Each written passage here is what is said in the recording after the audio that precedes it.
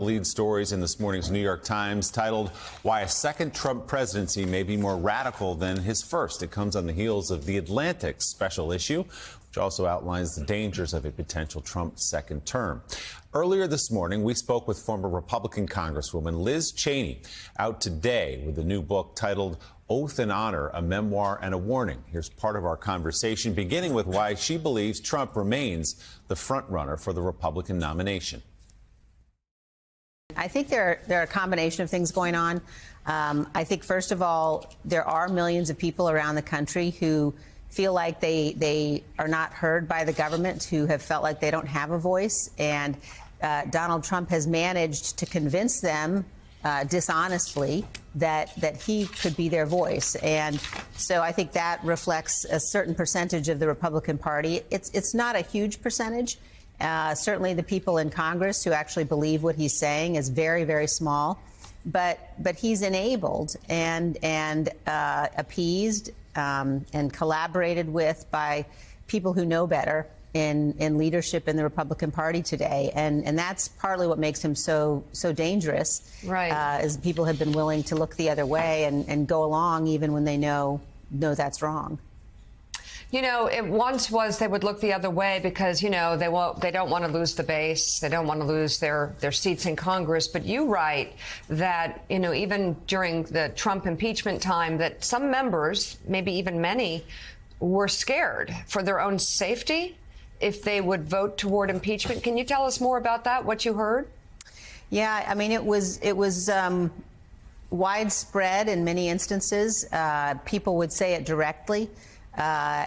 A knowledge that if they did the right thing, if they publicly opposed Trump, if they voted for his impeachment, for example, that they would be putting themselves and potentially their family at risk. You know, I talk in the book about the vote, the first time that the Republicans attempted to oust me from my conference chair position, where, you know, we prevailed significantly. It was a secret ballot.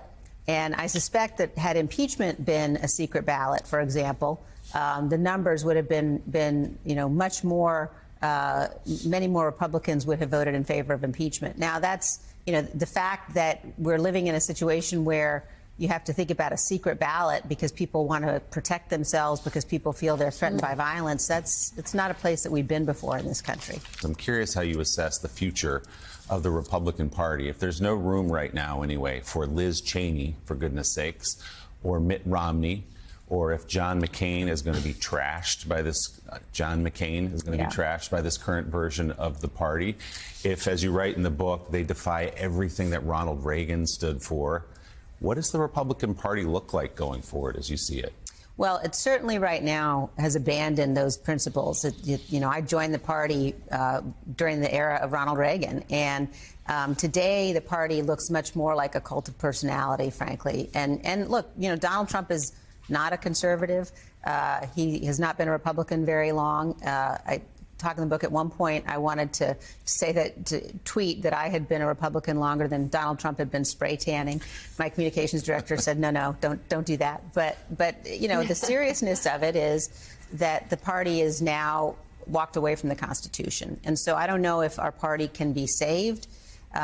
It may be that we need to build a new party, but I think those issues have to come after this 2024 cycle, because the focus has to be just completely right now on making sure we don't return Donald Trump to the White House.